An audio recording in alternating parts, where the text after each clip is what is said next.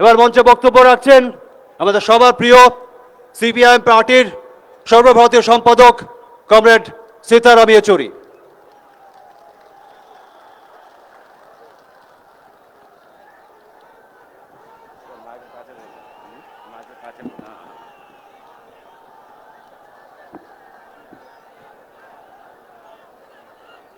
आज के इस सभा के सभापति वाम मोर्चे के चेयरमैन कॉमरेड विमान बसु, मंच पे उपस्थित छत्तीसगढ़ के मुख्यमंत्री श्री बघेल जी, जनाब अब्बास सिद्दीकी और यहाँ पे बैठे हुए कॉमरेड राजा, कॉमरेड सूर्यकांत मिश्रा, कॉमरेड मनोज भट्टाचार्य, हमारे वाम मोर्चे के कई सारे नेतागण और मेरे भाइयों बहनों और बंधुगण, ব্রিগেডের অনেক র্যালিতে আমি এসলাম আগে, কিন্তু এই রকম জনপ্রবাহটা আজ থেকে কখনো দেখলাম না। মানে আজকে বাঙালে একটা পরিবর্তন আসছে, और वो পরিবর্তন হবে এই সেকুলার মোর্চার পরিবর্তন, এই संयुक्त মোর্চার পরিবর্তন, और ওটা আসছে, ওটা নিশ্চিত আমাকে এখানে দিচ্ছে। क्योंकि ये सवाल आज 3 महीने से एक संयुक्त मोर्चा लड़ाई करते हुए, संघर्ष करते हुए बैठा हुआ है दिल्ली के सरहदों पर। लाखों की तादाद में हमारे अन्नदाता, हमारे किसान 3 महीने से वहां पर संघर्ष कर रहे हैं। ये जो काले कानून लाए गए हैं कृषि व्यवस्था, उसको रद्द करने के लिए 250 से ज्यादा शहीद हो चुके हैं, लेकिन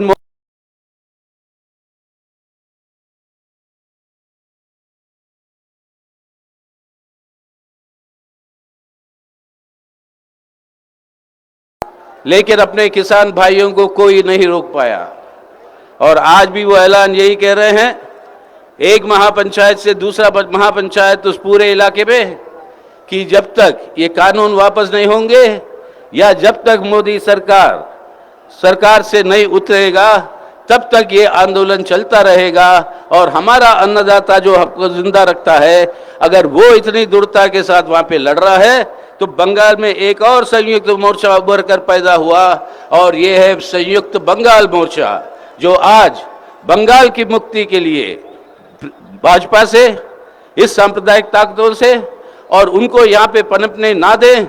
अगर इसके लिए जरूरी है तृणमूल कांग्रेस को भी हटाना,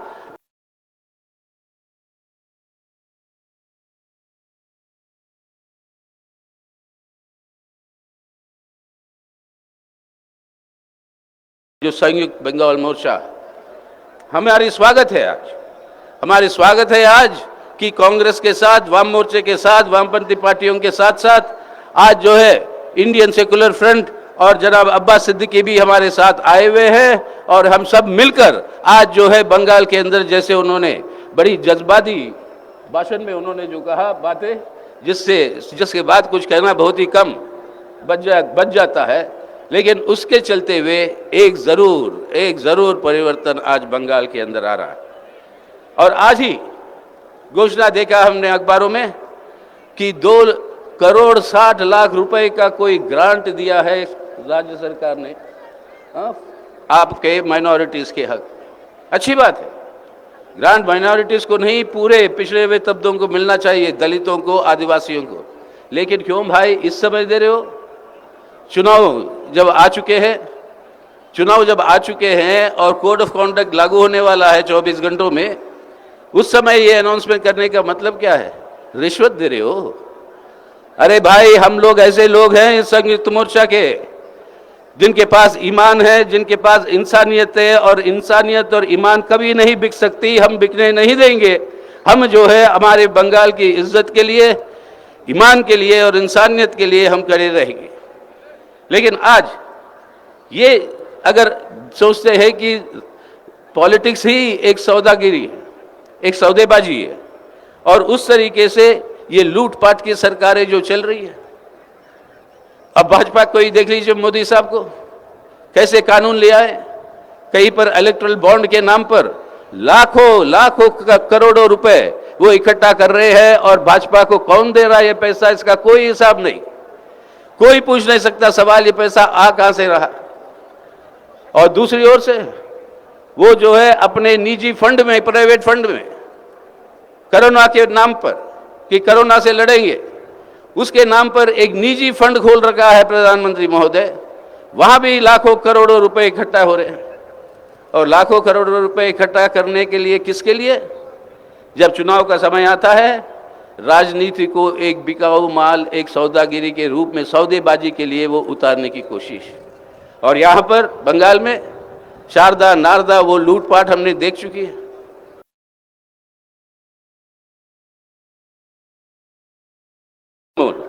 आज ये लूटपाल के सवाल को लेकर पेट्रोल के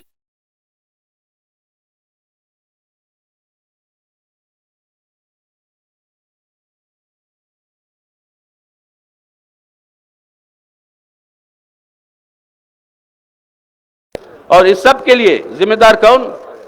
केंद्र सरकार और उसकी नीतियां। तो आज हमें राहत चाहिए और ये भ्रष्टाचार के खिलाफ बात उठाते हैं।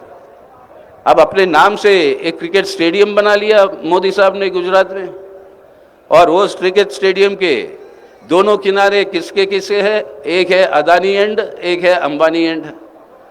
और ये दोनों मिलकर अमित शाह साहब के सुपुत्र वंशवाद के खिलाफ बोलते हैं।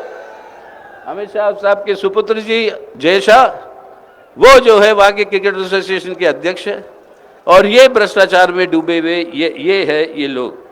तो आज के दिन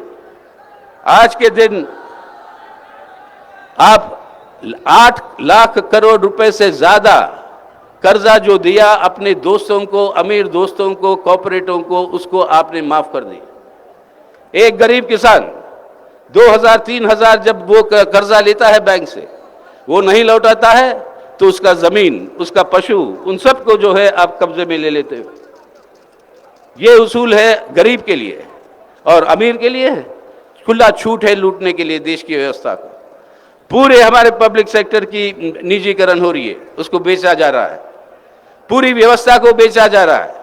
और कितने वादे किए हैं, बुलेट ट्रेन देंगे, 15 लाख रुपए देंगे आप सबको, इतने करोड़ों रुपए जो है बैंक अकाउंट में जमा होंगे, हर साल 2 करोड़ नए नौकरियों की सृष्टि होगी, यानी अब तक 12 करोड़ नए नौकरियों की सृष्टि होनी चाहिए। हालत क्या है? हालत क्या है हमारे नौजवानों का? वो भटक रहे हैं इधर से उधर नौकरी की तलाश में। बेरोजगारी बहुत बड़ी पैमाने पर गिर चुकी है देश में। जिंदा रहने के लिए कोई राहत नहीं हमारे नौजवानों को। और वो नौजवानों की ऊर्जा जो है हमारे देश को एक बेहतर भारत बनाने की जगह, वो सब जो है आज वेस्ट किया जा रहा है मोदी सरकार की नीतियों के चलते हुए। तो आज सवाल है बेरोजगार का, आज सवाल है ये महंगाई का, आज सवाल है हमारे रोजमर्रा जिंदगी का, आज सवाल है ये कोरोना से पीड़ित जनता के लिए जो राहत के नाम पर करोड़ों लाखों करोड़ों रुपए आप इकट्ठा किए हो, उस सब का हिसाब दिखाओ और कितना आपने किस पर खर्च किया। इस सब का नहीं, भड़के मारते हैं, नारे देते हैं, और सब खोखला नारे, एक भी जो है नारा वहां पे लागू आज तक नहीं हुआ। तो इसलिए आज ये लूटपाट की जो सरकारें हैं भाजपा और तृणमूल का, और दूसरी ओर से ये जात पात के नाम पर अबे हिंदू मुसलमान के बीच में दरार पैदा करके अपनी राजनीति करते करते, और ये भी कहते हो हमारे देश के लिए, ये कहते हो हम के लिए। ये हम का मतलब क्या होता है? कई बार बोल चुका हूं मैं, लेकिन मेरे नसों में जब तक खून बहता रहेगा ये हर बार दोहराऊंगा इस बात को।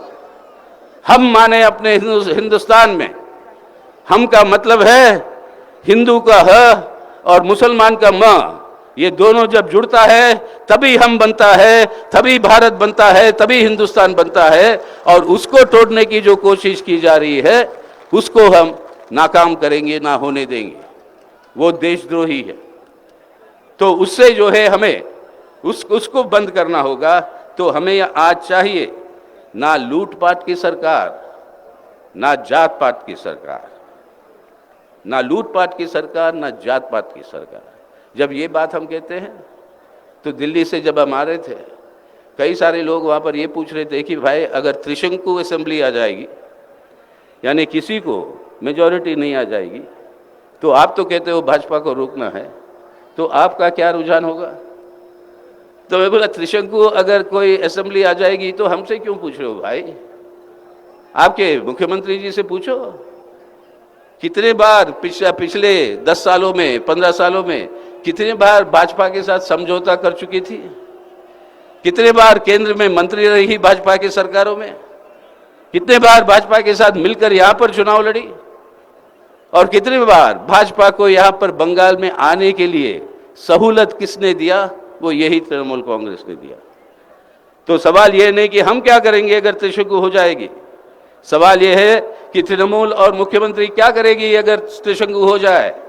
अपने कुर्सी संभालने के लिए, अपनी कुर्सी बचाने के लिए फिर दोबारा एक और बार भाजपा के साथ समझौता करेंगे तो आश्चर्य मत होना आप लोग, क्योंकि वही उनका चरित्र है, भाजपा के साथ समझौता का चरित्र, और वही जो है वो करने के लिए आज भी वो संभावना है। तो इसलिए इस खतरे से हमें बचना है, और एक धर्म को दूसरे धर्म के साथ लड़ाना, एक भाई को दूसरे भाई के साथ मरवाना, एक हमारी बहन अपनी बहन की इज्जत लुटवाना, और हिंसा और नफरत के आधार पर इस तरीके की वातावरण, एक इंसानियत को ही खत्म करने की वातावरण की पैदाइशी जो की है, ये सांप्रदायिक ताकतें, ये फिरका परस्ती ताकतें, इनको जो है दरकिनार किए बिना इस हिंदुस्तान को, इस भारत को हम नहीं बचा पाएंगे। तो इसलिए आज हमें चाहिए नारा ये कि बंगाल के लिए ना लूटपाट का सरकार, ना जात पात का सरकार, बंगाल के लिए ना जूत पात का सरकार, ना जात पात का सरकार, हमें चाहिए बंगाल की आवाम का पुकार है जनहित की सरकार। जनहित की सरकार चाहिए हमें, ना लूटपाट का, ना आपके जात पात का। तो इसलिए ये नारा हम लगाएंगे। जनहित का मतलब क्या है? काम, जमीन, जिंदगी, इन सब की सुरक्षा। काम, जमीन, जिंदगी की सुरक्षा, वो है जनहित। तो इसलिए ये नारा हमें रखना चाहिए, ना लूटपाट की सरकार, ना जात पात की सरकार।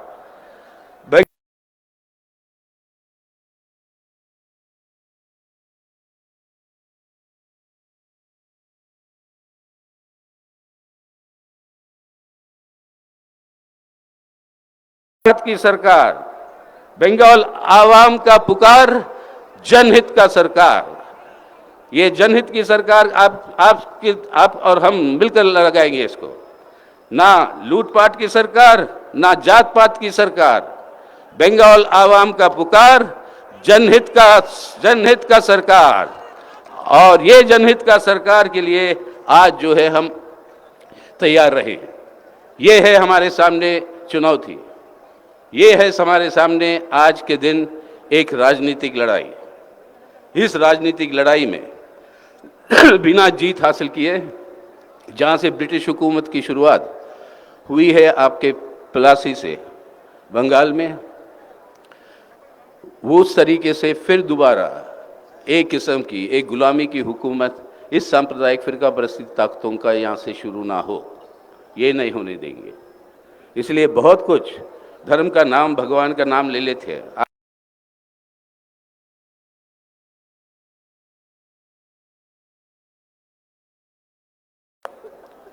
पहले युग में आते थे, सुनते हैं, वो कहानियों में है, पौराणिक कहानियों में, कि भगवान आते थे कि असत्य को खत्म करना और सत्य को बरकरार रखना।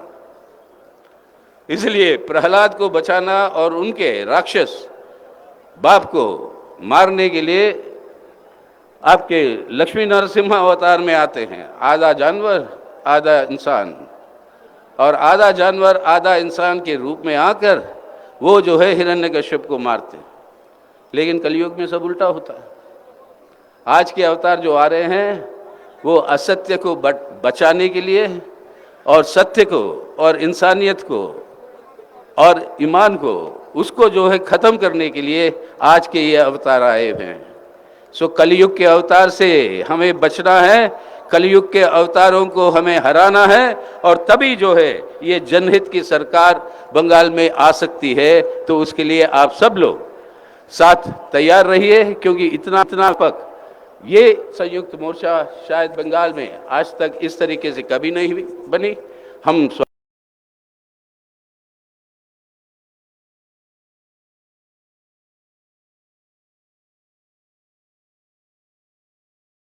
आए हैं। वाम मोर्चे की तरफ से, सीपीआईएम की तरफ से, मार्क्सवादी कम्युनिस्ट पार्टी की तरफ से आप सबको हमारा स्वागत। और सब मिलकर आज बंगाल को बचाएं, ताकि कल को भारत को बचाएं और आने वाले कल को एक बेहतर भारत और बेहतर बंगाल का निर्माण करें। तो इसलिए आइए हम सब लोग मिलकर ये आवाज़ लगाइए आज कि हमें चाहिए इंकलाब जिंदाबाद, बंगाल में परिवर्तन, जनहित का सरकार। और इस सरकार के लिए हम लोग सब एक वादा करेंगे इस बार, यहाँ पे दसों लाखों से ज़्यादा लोग जो है ये सब वोट पड़ेगा। कोई भी इसको अटकाने की कोशिश करेगा, उनको अभी से चेतावनी देनी है हम सबको, हमारा वोट कोई नहीं रोक सकता। इस बार हमारा वोट पड़ेगा, भाजपा और तृणमूल हारेगा। क्या बोलिए जोर से, वोट पड़ेगा कि नहीं?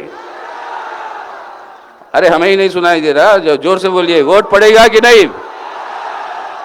चलिए हम इस बार एक जनहित की सरकार बनाए बंगाल में। आप सबको शुक्रिया, मेरी आदाब और इंकलाब जिंदाबाद।